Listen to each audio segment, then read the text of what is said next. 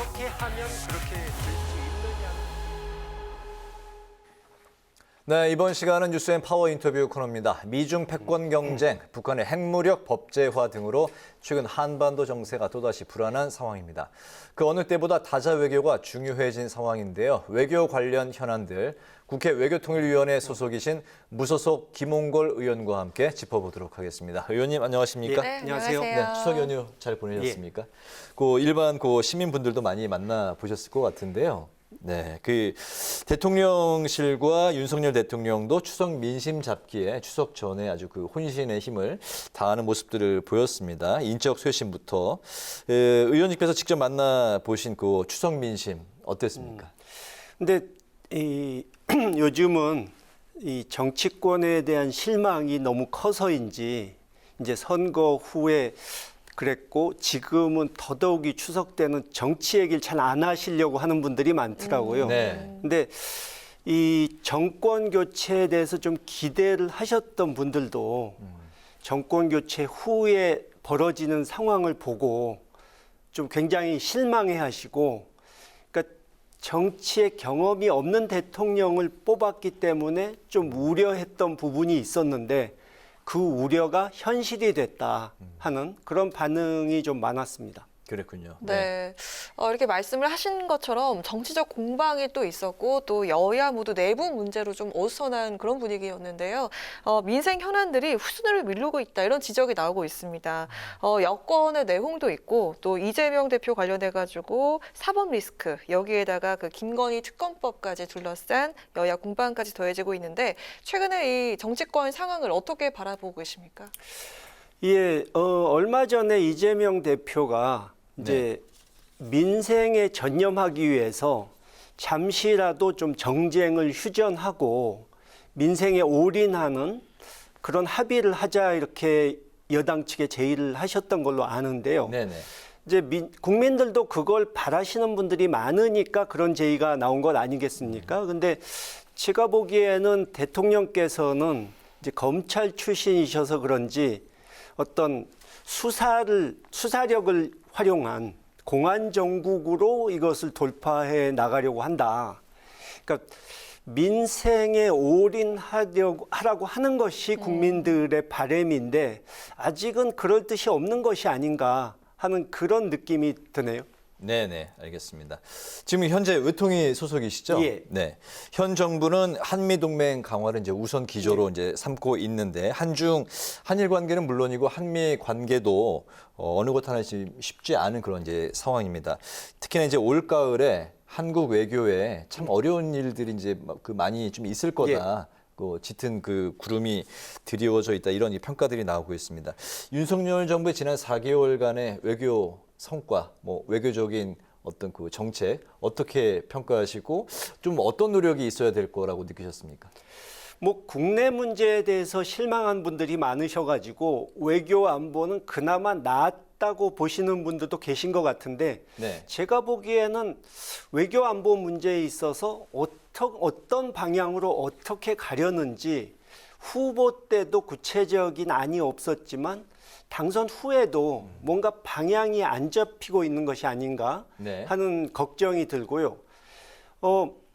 한미동맹 강화 얘기를 많이 하셨는데 미국과의 이 어떤 관계를 더 발전시키기 위한 노력은 한 것 같은데 결실이 무엇인지 요즘 보도되는 것을 보면 다들 아시지만 우리 한국산 전기차에 대한 보조금 문제 상당히 충격적이었고 오늘은 또 바이오 산업에 대해서도 미국 측에서 미국 내에서 생산하라 하는 식으로 그러니까 해외에서 들여오는 것에 대해서 이제 뭔가 좀 불이익을 주겠다는 그런 신호를 보이고 있거든요.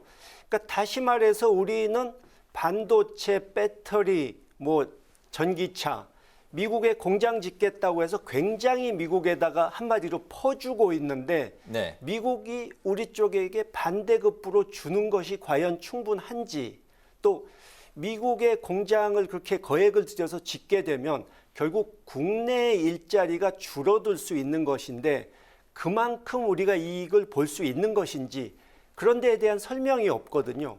한마디로 동맹은 윈윈 해야 되는데 한쪽에 일방적으로 이익을 준다면 그것은 동맹이 아니죠. 알겠습니다. 이런 가운데 이제 윤석열 대통령이 이번 주 일요일부터 이제 5박 7일 동안 영국, 미국, 캐나다 순방에 이제 나서게 됩니다.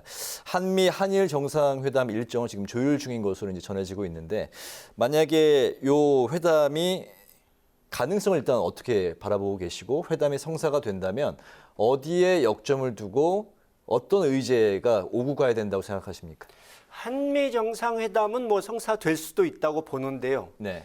물론 지금 말은 전기차 문제 가서 항의하겠다 뭐 이렇게 얘기가 나오는데 이미 그것은 미국 의회에서 통과된 것인데 바이든 대통령 붙잡고 얘기해봐야 이미 늦은 것이고 네. 최소한 방금 말씀드린 대로 이 한국이 일방적으로 미국에게 이익을 주는 우리는 얻는 것이 없는 이런 동맹으로 가서는 안 되지 않느냐 하는 네. 그런 얘기는 분명히 해야 된다고 저는 보고요. 네. 한일 정상회담은 과연 성사될 수 있을까 하는 의문이 좀 들고요. 그러니까 일본 측에서 윤석열 대통령 당선을 반가워했다는 것은 문재인 정부 때는 되지 않았던, 이루어지지 않았던 한국이 한일 관계 해결책을 좀 저자세로 먼저 가지고 찾아가는 것이 윤석열 정부에서는 그게 혹시 되지 않을까 하는 일본 측의 기대였기 때문에 그랬던 것 같은데 네. 윤석열 정부도 국민들의 반발을 무시하고 그렇게 할 수는 없거든요. 그러니까 결국 한동안은 한일 관계 개선이 쉽지 않겠다 하는 생각이 듭니다. 네. 네. 자, 외교 안보 측면에 있어서 무엇보다 중요한 게 바로 남북 관계 그리고 대북 기조가 아닐까 싶은데요. 윤 대통령이 지난 광복절 경축사에서 북한 비핵화 로드맵인 담대한 구상을 발표했습니다. 하지만 집권 10년 차를 맞은 북한 김정은 위원장이 핵 포기 불가 선언과 함께 핵 무력 정책을 법제화했습니다. 사실상 이게 비핵화에 나서지 않겠다는 걸 의미를 하는데요. 윤 대통령의 대북 정책과 현재 북한 동향 어떻게 보고 계십니까? 결국 윤 대통령이 이제 많은 전문가들이 평가한 대로 8.15에서 한 얘기는 이명박 정권 때 했던 얘기를 그냥 반복한 거에 지나지 않거든요. 네. 뭐 그 나중에 통일부 장관께서 뭐 거기에 부연 설명을 붙이셨는데 그것도 미국이 자기들의 갖고 있는 카드를 전부 우리에게 주면서 알아서 써라 이렇게 하지 않는 이상은 이루어질 수 없는 현실성이 없는 얘기이기 때문에 뭐 북한의 김여정 부부장이 바로 반박을 하고 나섰고 이번에도 의미 없는 구호뿐인 이산가족 상봉 얘기 나왔는데 그 다음에 바로 북한 측에서 핵무력에 대한 선언이 나오지 않았습니까? 결국 지금은 한국 정부가 이 남북 관계 또는 이 핵 문제에 관해서 미국과의 협상에 대해서 어떤 역할을 전혀 못 해주는 상황이기 때문에 한국에서 뭐라고 하든지 신경 쓰지 않고 자기들은 자기 길을 가겠다.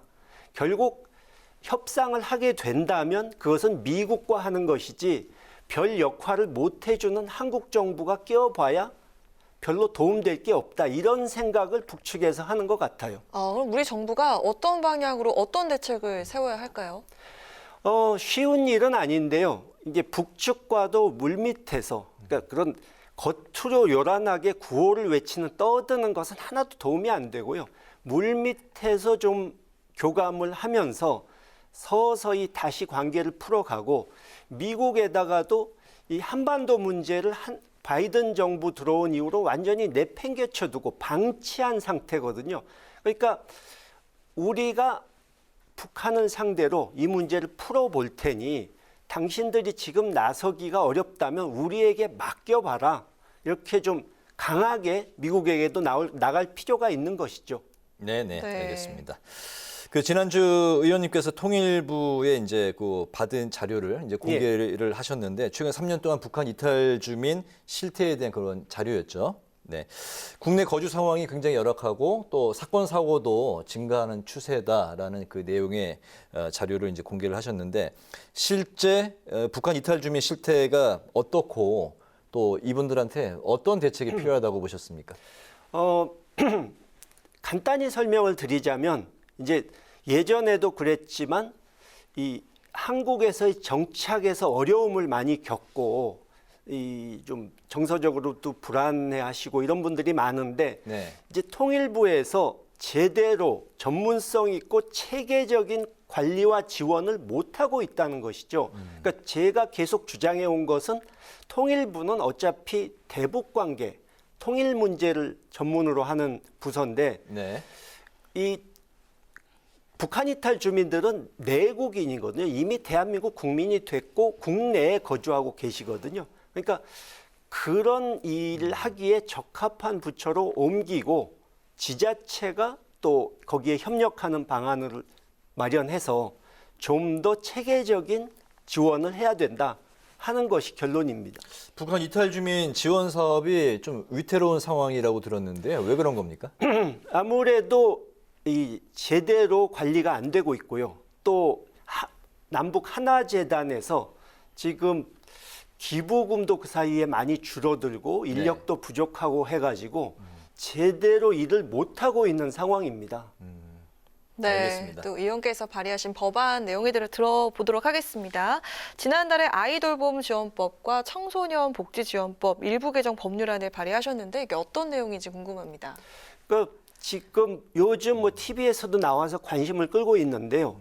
이 청소년 부모들 아직 나이도 어리고 학업이나 직업 훈련을 받고 있는데 동시에 부모가 돼 있는 상황이라 네. 그러니까 아이들을 돌보는데 굉장히 소홀해질 수가 있는데 네. 그런 데에 대한 이 아이 돌봄 서비스가 없는 것은 물론이고 아이의 실태 파악조차도 제대로 안 돼 있거든요. 그래서 일단 이 조사부터 시작해서 그 조사 결과를 보고 우리도 미국, 캐나다에서 하고 있는 그런 청소년 부모를 위한 아이 돌봄 서비스를 시작해야 된다 하는 것이 취지입니다. 네. 네, 그렇군요. 아니, 저희 보통 인터뷰 들어오실 때 참고할 만한 자료나 이렇게 메모 같은 걸 좀 보시면서 답변하시는데 오늘 머릿속으로 정리를 다 하고 오신 것 같은 그런 느낌입니다. 자, 마지막 질문인데요. 이제 후반기 국회에선 어떤 부분에 주력을 할 계획이신지 한 말씀 들어보도록 하겠습니다.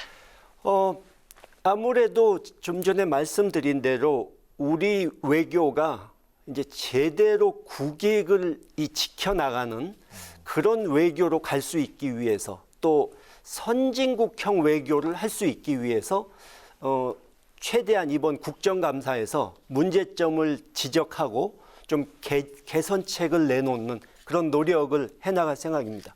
네, 알겠습니다. 오늘 뉴스앤 파워 인터뷰 이제 마칠 시간이 됐습니다. 오늘은 윤석열 정부의 외교 정책에 대한 평가 그리고 대북 정책 관련 과제를 중심으로 살펴봤습니다. 지금까지 무소속의 김홍걸 의원과 관련 이야기를 나눠봤습니다. 오늘 말씀 잘 들었습니다. 감사합니다. 고맙습니다. 감사합니다.